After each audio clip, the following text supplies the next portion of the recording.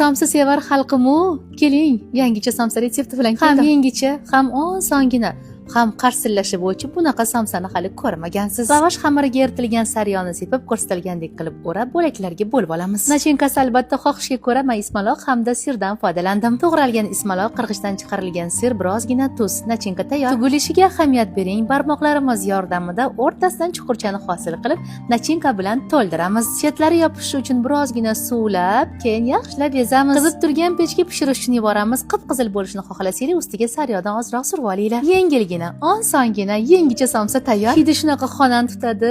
Ro'zadorlarning ishtahasini ham ochib oladi. Voy, qarsillashingdan oping o'rgulsin.